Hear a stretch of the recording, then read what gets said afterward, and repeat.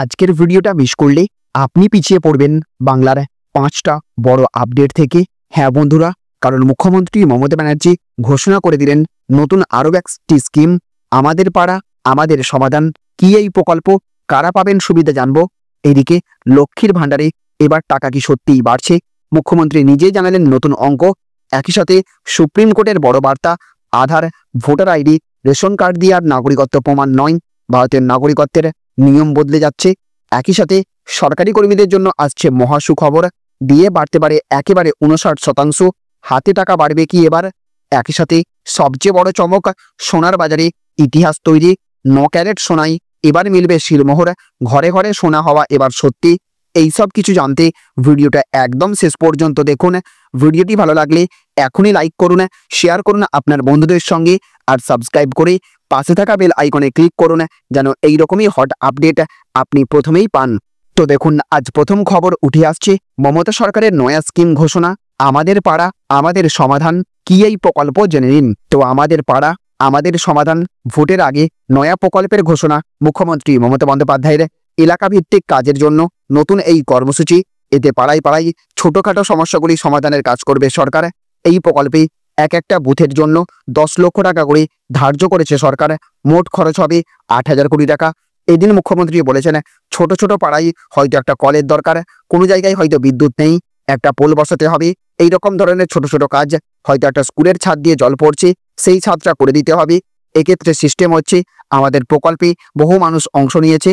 যদিও এটা একটা ছোট্ট প্রোগ্রাম, প্রধানমন্ত্রী বারবার বলেছেন আত্মনির্ভর, কিন্তু কার্যত কিছু হয়নি। আমাদের এই প্রোগ্রাম সারা দেশে প্রথম, এটা একটা এক্সট্রা প্রোগ্রাম। গ্রামের ছোট ছোট সমস্যা সরকারি অফিসাররা শুনবেন। 3টি বুথ নিয়ে একটি সেন্টার বা পাড়া হবে। মোট 80,000 বুথ আছে। একদিন করে ক্যাম্প হবে। এটি করতে 2 মাস সময় লাগবে। একদিন করে প্রত্যেকটা বুথে সারাদিন অফিসাররা থাকবেন, গ্রামের সমস্যা জানাতে পারবেন। আলোচনা করে সরকারি অফিসাররা ঠিক করবেন কি করা সম্ভব। কাজ হবে অনলাইন পোর্টালের মাধ্যমে। মুখ্যমন্ত্রী বলেছেন, এত সমস্যার মধ্যেও রাজ্য এই খরচ করবে। একটা গ্রাম একটা বুথ নিয়ে হয়, সেই ছোট ছোট সমস্যাগুলো হয়তো পঞ্চায়েত থেকে পায় না, এটা পশ্চিমবঙ্গ সরকার করছে। 2 আগস্ট থেকে এটি শুরু হবে। পাশাপাশি ডিসেম্বরে দুয়ারে সরকারও হবে। 21 জুলাইয়ের সমাবেশের পর আজ এই সরকারি প্রকল্পের ঘোষণা করেন মুখ্যমন্ত্রী।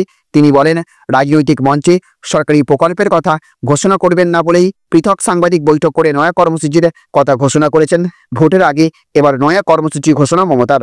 এছাড়া দেখুন, আজ আরও একটি বড় খবর উঠে আসছে, আধার কার্ড, ভোটার আইডি কিংবা রেশন কার্ড আর নাগরিকত্বের প্রমাণ নয়, জানিয়ে দিল সুপ্রিম কোর্ট।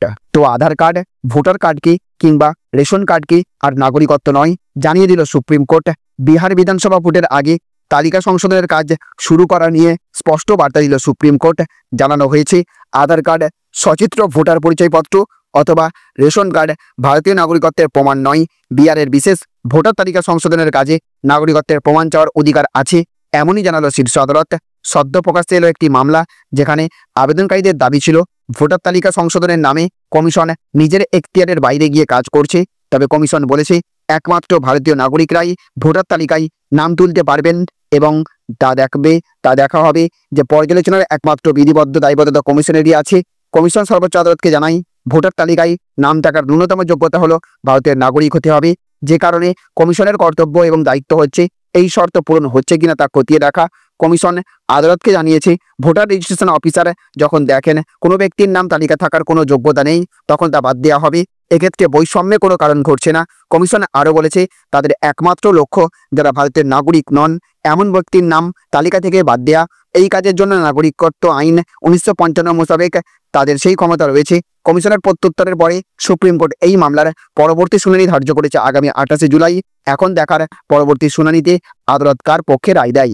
এছাড়াও দেখুন, আজ আরও একটি বড় খবর উঠে আসছে, লক্ষ্মীর ভাণ্ডারের টাকা অবশেষে বাড়ছে। কি জানালেন মুখ্যমন্ত্রী জানুন। তো মমতা বন্দ্যোপাধ্যায়ের সরকারের লক্ষ্মীর ভাণ্ডার প্রকল্পটি ভোটের আগে তুরুপের তাস।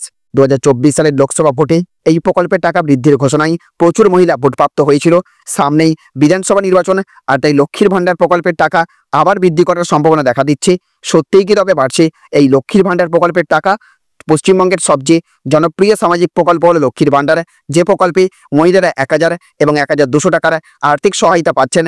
যারা সাধারণ শ্রেণীভুক্ত মহিলা তারা 1,000 টাকা এবং তপশিলি জাতি উপজাতি শ্রেণীভুক্ত মহিলারা এই স্কিম থেকে 1,200 টাকার আর্থিক সাহায্য পাচ্ছেন। আর এই আর্থিক সাহায্য তাদের অনেকটা স্বনির্ভর হতে সাহায্য করে। সম্প্রতি জানা যাচ্ছে হয়তো এবার লক্ষ্মীর ভান্ডার প্রকল্পের টাকার পরিমাণ বাড়ছে, আসতে চলেছে সম্ভাব্য বড়সড় পরিবর্তন। এই বিষয়ে বিভিন্ন মহলে দাবি হয়তো আগামী আগস্ট মাস থেকেই ভাতা বাড়তে পারে প্রায় 500 থেকে 600 টাকা পর্যন্ত। যদিও এখনো পর্যন্ত এই বিষয়ে রাজ্য সরকার কোনো সরকারি ঘোষণা করেনি।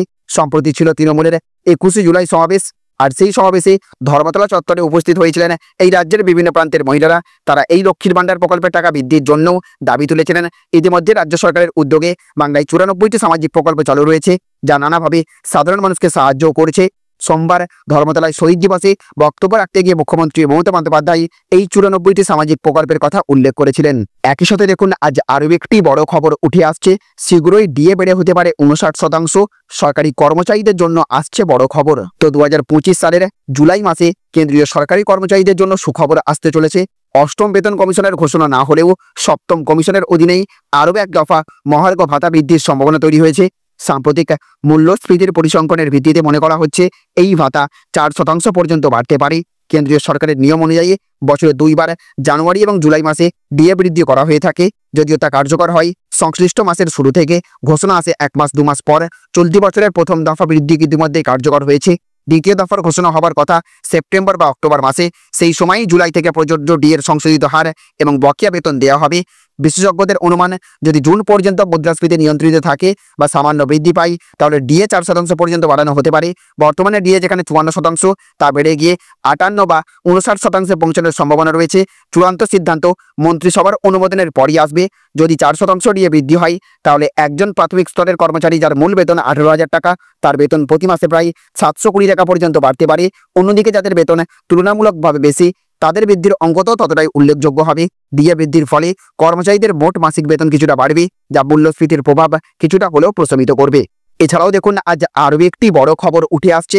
9 ক্যারেট সোনাতে সিলমোহর। এবার সকলের কাছেই সোনা হবে সস্তা। তো ক্রেতাদের জন্য এবার বিরাট স্বস্তির খবর মিলতে চলেছে। কেন্দ্রীয় সরকার 9 ক্যারেট সোনাতে হলমার্ক এবার মঞ্জুর করেছে। এই বিষয়ে প্রয়োজনীয় নির্দেশ দেওয়া হয়েছে bureau of the Indian standards অর্থাৎ BIS-কে। তাদেরকে দ্রুত হলমার্কযুক্ত 9 ক্যারেট সোনা বাজারে বিক্রির জন্য বলা হয়েছে। এই নোটিফিকেশন জারি করেছে ক্রেতা সুরক্ষা মন্ত্রক। চলতি মাস থেকে এটি চালু হয়ে যাবে। BIS-এর পক্ষ থেকে বলা হয়েছে 9 ক্যারেট সোনাতে দামের দিক থেকে অনেকটা কম থাকবে। সেখানে অন্য সোনার সঙ্গে তাল রেখে এই সোনাকে অতি দ্রুত বাজারে বিক্রির জন্য ছাড়া হবে। ভারতের সোনার দাম লাফিয়ে বাড়ছে। বর্তমানে 10 গ্রাম সোনার দাম 99,000 টাকা পার করেছে। MCX এর দিক থেকে আবার দেখতে হলে সেটা 1,04,84 টাকাতে গিয়ে ঠেকেছে। ফলে অনেকেই ইচ্ছা থাকলেও সোনা কিনতে পারছেন না। সেখানে এই 9 গ্রাম সোনা যদি বাজারে আসে, তাহলে তার 10 গ্রামের দাম হবে 38,119 টাকা। এরপর GST তো থাকবেই। ফলে এটাই কেন্দ্রীয় সরকারের প্রধান টার্গেট। এর ফলে যেটা হবে, সেদিক থেকে দেখতে হলে সাধারণের কাছে সোনা কেনা অতি সহজ হবে। ফলে তাদের মুখে চওড়া হাসি থাকবে। যারা কম সোনা কিনতে চান, তাদের কাছে এর একটি বিরাট অপশান। সেখানে ক্রেতাদের আত্মবিশ্বাস ফিরবে। সোনার দাম উৎসবের সিজনে কমে গেলে তার বিক্রি বাড়বে। ফলে সেখানে সোনা শিল্পের বিকাশ হবে। গ্রামীণ ভারতে যেখানে সোনা কেনা সহজ নয়, সেখানে সোনার বিক্রি বাড়লে দেশের অর্থনীতি উন্নত হবে। বর্তমানে BIS-এর হলমার্ক ছিল 24 carat, 23 carat, 22 carat, 20 carat, 18 carat এবং 14 ক্যারেট সোনাতে। তবে এবার সেই তালিকায় যুক্ত হলো 9 ক্যারেটের দাম। তো বন্ধুরা, আজকের আলোচনায় ছিল রাজ্য সরকারের নতুন স্কিম আমাদের পাড়া আমাদের সমাধান, যেখানে স্থানীয় সমস্যার হবে সরাসরি সমাধান। লক্ষ্মীর ভান্ডারের টাকা বাড়ার খবরে আনন্দিত বহু মহিলা। সুপ্রিম কোর্ট জানিয়ে দিল, নাগরিকত্ব প্রমাণের জন্য আর রেশন বা আধার যথেষ্ট নয়, যা হতে পারে বড় আইনি পরিবর্তনের ইঙ্গিত। সরকারি কর্মচারীদের মুখে হাসি। ডিএ বাড়ছে 59% পর্যন্ত। আর সোনার বাজারে রেকর্ড 9 ক্যারেটেও আসছে BIS সিলমোহর। সাধারণ মানুষও এবার সহজে কিনতে পারবেন সার্টিফাইড সোনা। এই ছিল আজকের 5টি বড় খবর। ভিডিওটি ভালো লাগলে দয়া করে লাইক দিন, বন্ধুদের সঙ্গে শেয়ার করুন, আর এখনই সাবস্ক্রাইব করুন আমাদের চ্যানেল, কারণ আগামীকাল আরও বড় আপডেট আসছে, সেটা আপনি মিস করতে পারবেন না। কমেন্টে জানাতে ভুলবেন না আজকের 5টি খবরে কোনটা আপনাকে সবচেয়ে বেশি অবাক করেছে আর কেন। ভালো থাকুন, সুস্থ থাকুন।